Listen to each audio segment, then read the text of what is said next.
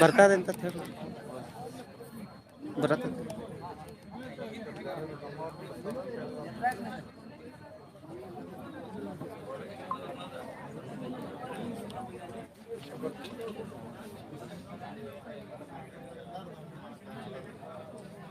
Sir sir ಇದು ನಡೆದು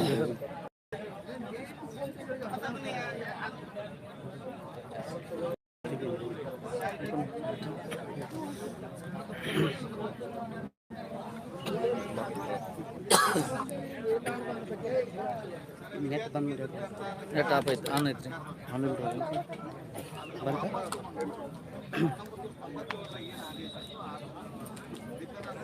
ಒಂದು ತೋರ್ಸ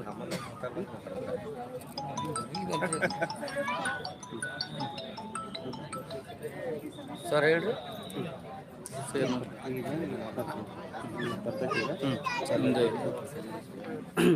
sir sir hello sir sir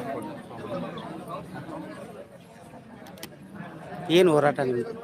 ಸರ ನಮ್ದು ಹೋರಾಟ ಏನಂತಂದ್ರೆ ಕಟ್ಟಡ ಕಾರ್ಮಿಕರ ಏನು ನಕಲಿ ಕಾರ್ಡ್ ಅದಾವು ಅಂತ ಹೇಳಿ ಹಾವೇರಿ ಜಿಲ್ಲೆಗೆ ವಿಶೇಷವಾಗಿ ತನಕ ತಂಡವನ್ನು ರಚನೆ ಮಾಡಿ ತನಿಖೆ ಮಾಡೋದನ್ನ ಕೈ ಬಿಡಬೇಕು. ಒಂದನೇದ್ದು, ಹಾವೇರಿ ಜಿಲ್ಲೆಯಲ್ಲಿ ಅಷ್ಟೇ ಹೆಚ್ಚಿನ ಸಂಖ್ಯೆಯಲ್ಲಿ ಕಾರ್ಡ್ ಆಗಿಲ್ಲ.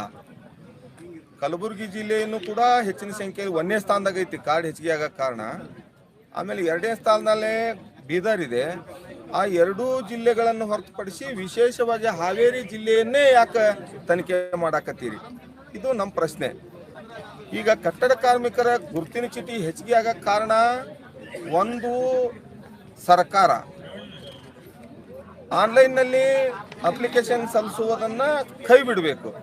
ಇದರ ಜೊತೆಗೆ ಇಲಾಖಾ ಅಧಿಕಾರಿಗಳು ಕೂಡ ಹೆಚ್ಚಿನ ಒಂದು ಕಾರ್ಡ್ಗಳನ್ನು ಅನುಮೋದನೆ ಕೊಟ್ಟಿರುವುದು. ಯಾಕಂದ್ರೆ ಅವರು ತಳಾ ಪರಿಶೀಲನೆ ಮಾಡಿ ಅವರ ಹಂತದಲ್ಲೇನೆ ಕೂಡ ತನಿಖೆ ಮಾಡಿ ಕಾರ್ಡ್ ಅನುಮೋದನೆ ಕೊಡ್ಬೋದಾಗಿತ್ತಲ್ಲ, ಅದನ್ನ ಅವ್ರು ಮಾಡಿಲ್ಲ. ಇದರಲ್ಲಿ ಅವ್ರದ್ದು ಕೂಡ ಪಾಲಿದೆ ಅಂತ ಹೇಳಿ ನಾ ಈ ಸಂದರ್ಭದಲ್ಲಿ ಹೇಳಿಕ್ ಬಯಸ್ತೇನೆ. ಇದರ ಜೊತೆಗೆ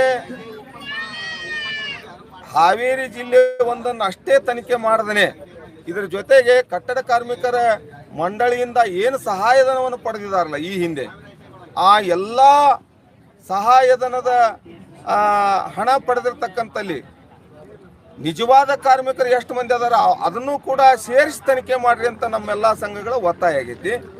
ನಂತರ ಕಟ್ಟಡ ಕಾರ್ಮಿಕರ ಮಕ್ಕಳ ಶೈಕ್ಷಣಿಕ ಧನ ಸಹಾಯವನ್ನ ಹಿಂದಿನ ಸರ್ಕಾರ ಹೆಚ್ಚಿನ ಪ್ರಮಾಣದಲ್ಲಿ ಕಾರ್ಮಿಕರಿಗೆ ಕೊಟ್ಟಿರ್ತಕ್ಕಂಥ ಉದಾಹರಣೆ ಐತಿ. ಯೋಜನೆಯನ್ನು ಜಾರಿಗೆ ತಂದು ಅದರಲ್ಲಿ ಹಲವಾರು ಕಾನೂನುಗಳ ತೊಡಕುಗಳಿದ್ವು.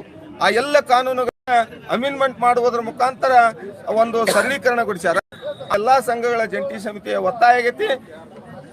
ತಾವೇನಾದ್ರೂ ವಿಳಂಬ ಮಾಡಿದ್ರೆ ಮುಂದಿನ ದಿನಮಾನಗಳಲ್ಲಿ ನಾವು ವಿಧಾನಸೌಧ ಅಲ್ಲ ಬೆಂಗಳೂರು ವಿಧಾನಸೌಧ ಮುತ್ತಿಗೆ ಹಾಕುವಂತ ಕೆಲಸ ಹಾವೇರಿ ಜಿಲ್ಲಾ ಎಲ್ಲಾ ಕಟ್ಟಡ ಕಾರ್ಮಿಕರ ಸಂಘಟನೆಗಳು ಮಾಡ್ತಾವ ಅನ್ನಂತ ಮಾತನ್ನ ಈ ಸಂದರ್ಭದಲ್ಲಿ ಮಾಧ್ಯಮದ ಸ್ನೇಹಿತರ ಮುಖಾಂತರ ನಿಮಗೆ ಎಚ್ಚರಿಕೆಯನ್ನ ಕೊಡ್ಲಿಕ್ಕೆ ಬಯಸ್ತಾ ಇದ್ದೇವೆ.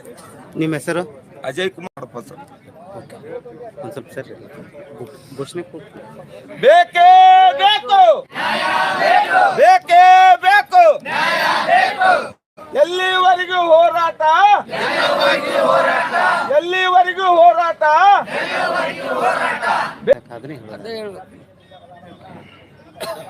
ಅದನ್ನ ಒಂದು ಸ್ವಲ್ಪ ಎಲ್ಲರಿಗೂ ಬಿಡ್ರಿ. ಈಗ ನಾ ಅವ್ರು ನಿಮ್ಮ